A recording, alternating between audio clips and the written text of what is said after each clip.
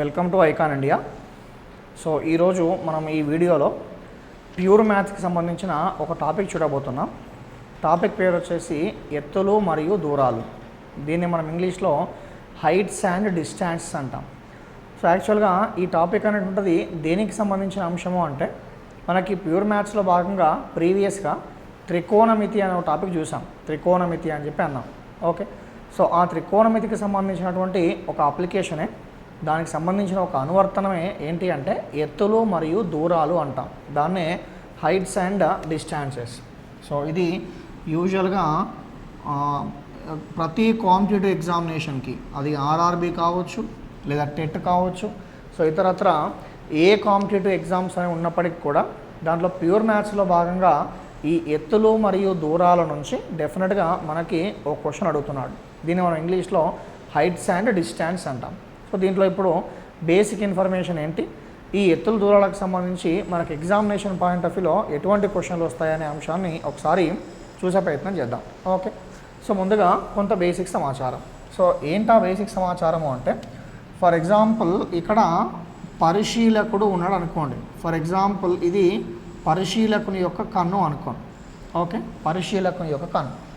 For example ఇక్కడ ఎక్కడో చోట ఒక వస్తువు ఉందనుకోండి, సమ్వేర్ ఒక వస్తువు ఉంది. ఓకే, సో ఇప్పుడు ఈ పరిశీలకుని కంటి నుండి ఆ వస్తువు వైపుగా భూమికి సమాంతరంగా గీసినటువంటి ఈ రేఖను ఏమంటాము అంటే క్షితిజ సమాంతర రేఖ అంటామండి. క్షితిజ సమాంతర రేఖ. దీంట్లో ఒక చిన్న పాయింట్ ఉంటుంది. ఆ పాయింట్ పైన మీకు మంచి కమాండ్ ఉంటే క్వశ్చన్ ఏ విధంగా ఉన్నా చాలా సులువుగా సాల్వ్ చేయొచ్చు. ఓకే, సో కొందరు ఏం చేస్తారంటే దీనికి సంబంధించి టాను, సైను, కాసు, వాటికి సంబంధించిన త్రికోణమితీయ విలువల పట్టిక ఉంటుంది. ఆ పట్టిక ఆధారంగా ఇవి చెప్తూ ఉంటారు. అలా చెప్పడం కొంత కాంప్లికేటెడ్గా, టైం లెంతీగా అవుతుంది. కాబట్టి మనం ఆ సైను, కాసు, టాను అనే అంశాల ప్రస్తావన లేకుండా సింపుల్గా కొన్ని రకాల డిఫరెంట్ ట్రిక్స్ ఉంటాయి. ఆ ట్రిక్స్ని బేస్ చేసుకొని అడిగిన క్వశ్చన్కి చాలా సులువుగా ఆన్సర్ అవ్వవచ్చు. ఓకే, సో దాంట్లో భాగంగా కొంత బేసిక్ సమాచారం. ముందుగా ఇది పరిశీలకుని యొక్క కన్ను అనుకోండి. పరిశీలకుని కంటి నుండి వస్తువు వైపుగా భూమికి సమాంతరంగా గీసినటువంటి రేఖను ఏమంటాము అంటే క్షితిజ సమాంతర రేఖ అంటాం. పరిశీలకుని కన్ను నుండి వస్తువు వైపుగా, సో భూమికి సమాంతరంగా గీసినటువంటి ఆ రేఖను ఏమన్నాము అంటే క్షితిజ సమాంతర రేఖ అని చెప్పి అన్నాం. ఓకే, ఇది మొదటి అంశం. తర్వాత మరొక అంశం ఏంటి అంటే, ఫర్ ఎగ్జాంపుల్ ఇది పరిశీలకుని యొక్క కన్ను అనుకోండి. ఇది పరిశీలకుని యొక్క కన్ను. సో ఈ పరిశీలకుని యొక్క కన్ను ఫర్ ఎగ్జాంపుల్ ఎక్కడో చోట ఒక వస్తువు ఉందనుకోండి. ఇది వస్తువు. ఓకే, పరిశీలకుని కన్ను, ఇదేమో వస్తువు. సో ఇప్పుడు ఈ పరిశీలకుని కంటి నుండి వస్తువును కలపగా ఏర్పడ్డ దాన్ని ఏమంటాము అంటే దృష్టి రేఖ అంటామండి. పరిశీలకుని కంటి నుండి వస్తువును కలపగా ఏర్పడ్డటువంటి ఆ రేఖను ఏమంటాము అంటే దృష్టి రేఖ అంటాం. దాన్నే లైన్ ఆఫ్ సైట్ అంటాం. లైన్ ఆఫ్ సైట్, దృష్టి రేఖ అని చెప్పి అనడం జరుగుతూ ఉంటుంది. ఓకే, సో అయితే ఈ దృష్టి రేఖ ఫర్ ఎగ్జాంపుల్ ఈ దృష్టి రేఖ అయినట్లయితే అప్పుడు ఈ రేఖను ఏమంటాము అంటే క్షితిజ సమాంతర రేఖ అని చెప్పి అంటామండి కదా.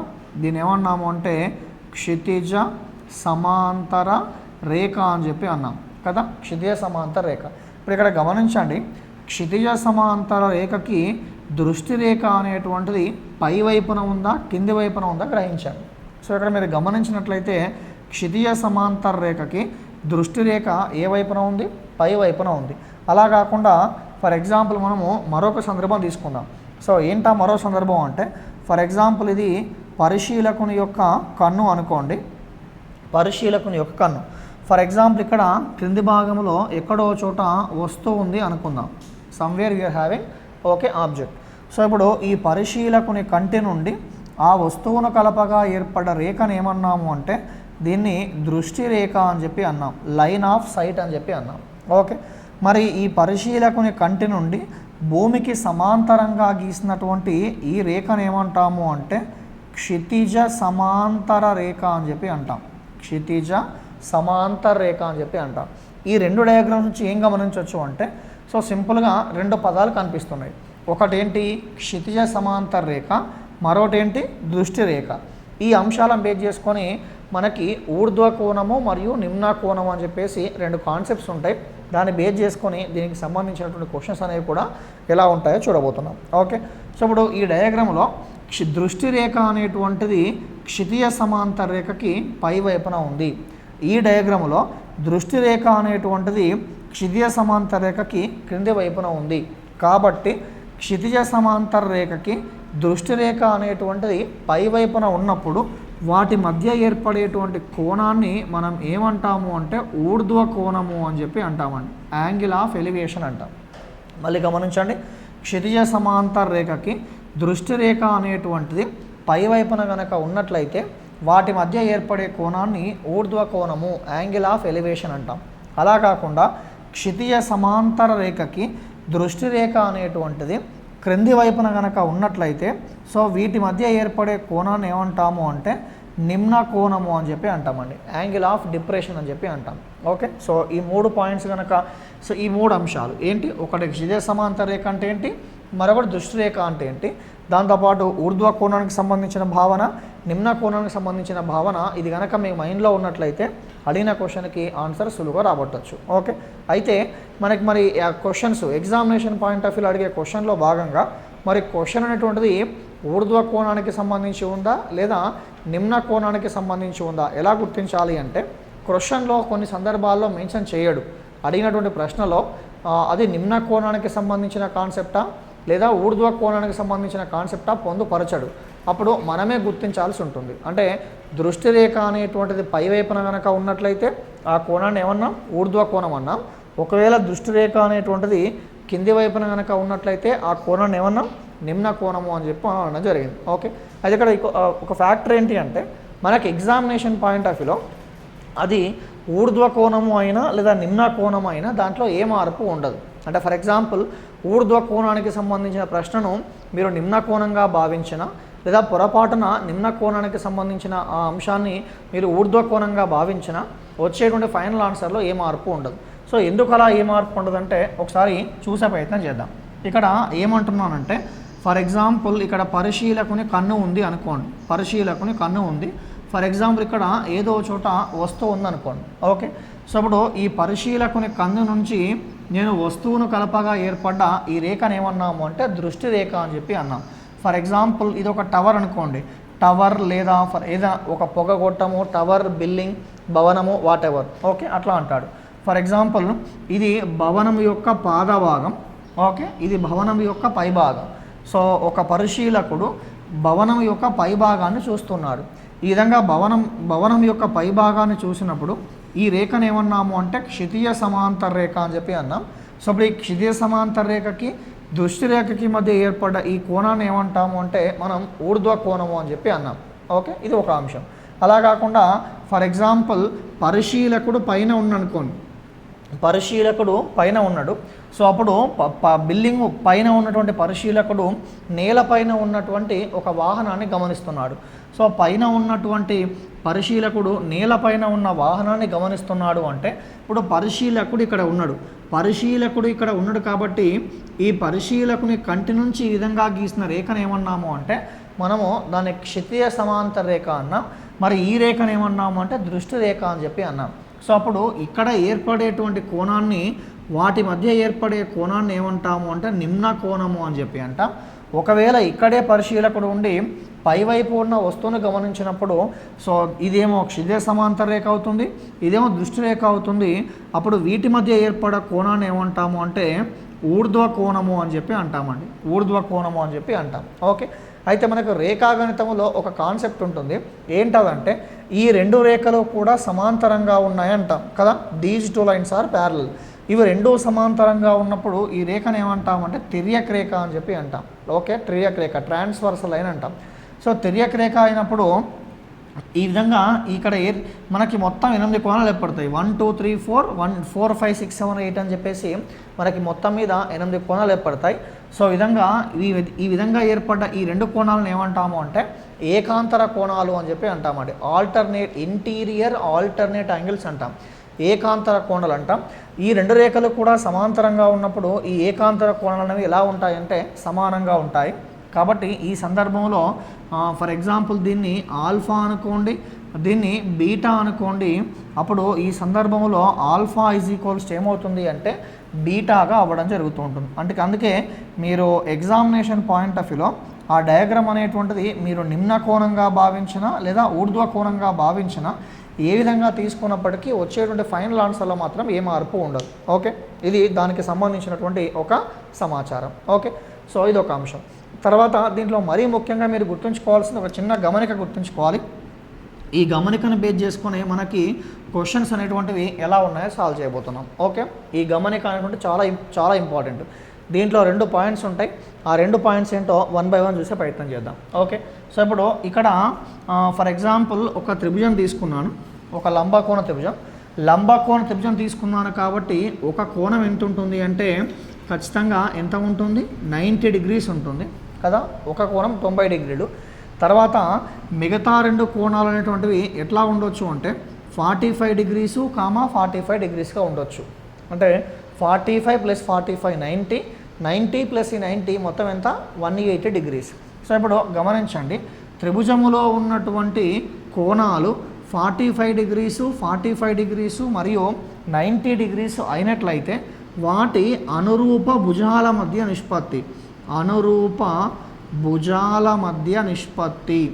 వాటి అనురూప భుజాల మధ్య నిష్పత్తి ఏమవుతుంది అంటే 1:1:√2 అవుతుంది. ఇది చాలా ఇంపార్టెంట్ పాయింట్. ఓకే, ఒక త్రిభుజములో ఉన్నటువంటి కోణాలు వరుసగా 45 degrees, 45 degrees మరియు 90 degrees అయినట్లయితే వాటి అనురూప భుజాల మధ్య నిష్పత్తి ఏమవుతుందంటే 1:1:√2 అవుతుంది. అంటే దాని మీనింగ్ ఏంటి అంటే ఫర్ ఎగ్జాంపుల్ ఇది ఒక రైట్ యాంగిల్ ట్రయాంగిల్ అనుకోండి. This is a right angle triangle. So ఇక్కడ లంబ కోణం ఉంది. Okay, so 90 degrees. తర్వాత ఇక్కడ ఉన్న కోణం ఏం కావాలంటే 45 degrees కావాలి. ఇక్కడ ఉన్న కోణం ఏం కావాలి, 45 degrees కావాలి. సో ఇప్పుడు మనకున్న ఈ ఇన్ఫర్మేషన్ నుంచి వాటి అనురూప భుజాల మధ్య నిష్పత్తి ఏమవుతుందంటే 1:1:√2. అంటే మీనింగ్ ఏంటి అంటే 45 degreesకి ఎదురుగా ఉన్న భుజం ఒక భాగం, ఈ 45 degreesకి ఎదురుగా ఉన్న భుజం ఒక భాగం, ఈ 90 degreesకి ఎదురుగా ఉన్న భుజం వచ్చేసి √2 parts అని మనం తీసుకుంటాం. సో కాబట్టి ఈ 45కి ఎదురుగా ఉన్న భుజం వచ్చేసి 1 part అంటాం, ఒక భాగం. ఈ 45కి ఎదురుగా ఉన్న భుజం వచ్చేసి 1 part, ఒక భాగం అంటాం. ఈ 90కి ఎదురుగా ఉన్న భుజం వచ్చేసి దాన్ని మనం √2 parts అని చెప్పి తీసుకోవడం జరుగుతూ ఉంటుంది. ఓకే, ఇది చాలా ఇంపార్టెంట్. ప్రతి క్వశ్చన్ని కూడా మనం దీన్ని బేస్ చేసుకొని చేస్తాం. ఇది ఒక అంశం. తర్వాత దీంట్లోనే మనకి మరో సందర్భం ఉంటుంది. ఏంటంటే ఫర్ ఎగ్జాంపుల్ లంబకోణ త్రిభుజంలో కోణాలు 45 90 degrees కాకుండా 30 degrees, 60 degrees మరియు 90 degreesగా కూడా ఉండొచ్చు. 30, 60 మరియు 90 degrees రూపంలో కూడా ఉండొచ్చు. సో విధంగా త్రిభుజములో ఉన్నటువంటి కోణాలు 30 degrees, 60 degrees మరియు 90 degrees అయినట్లయితే వాటి అనురూప భుజాల మధ్య నిష్పత్తి, ఓకే, వాటి అనురూప భుజాల మధ్య నిష్పత్తి ఏమవుతుందంటే 1:√3:2 అవుతుందండి. 1:√3:2. సో దీనికి సంబంధించి మనం ఒక రఫ్ డయాగ్రామ్ కనుక తీసుకున్నట్లయితే ఫర్ ఎగ్జాంపుల్ ఇది రైట్ యాంగిల్ ట్రయాంగిల్ అనుకోండి. ఇది ఒక లంబకోణ త్రిభుజం. సో ఇక్కడ కోణం వచ్చేసి 90 degrees, ఇక్కడ ఎక్కడో చోట ఒక కోణం వచ్చేసి 30 degrees, మరో కోణం వచ్చేసి 60 అనుకోండి. సో ఇలా ఉన్నప్పుడు కోణాలు 30, 60, 90 అయితే వాటి యొక్క అనురూప భుజాల మధ్య నిష్పత్తి ఏమవుతుందంటే 1:√3:2 అవుతుంది. అంటే ఇండైరెక్ట్గా 30కి ఎదురుగా ఉన్న భుజం ఎన్ని భాగాలు, ఒక భాగం. కాబట్టి ఈ 30కి ఎదురుగా ఉన్న భుజం వచ్చేసి 1 part అని చెప్పి తీసుకుంటాం. తర్వాత 60కి ఎదురుగా ఉన్న భుజం, 60కి ఎదురుగా ఉన్న భుజం వచ్చేసి ఏమని తీసుకుంటామంటే √3 parts అని తీసుకుంటాం. చివరగా 90కి ఎదురుగా ఉన్న భుజం వచ్చేసి ఏమని తీసుకుంటామండి 2 parts అని చెప్పి తీసుకుంటాం. ఓకే, ఈ సమాచారం చాలా ఇంపార్టెంట్.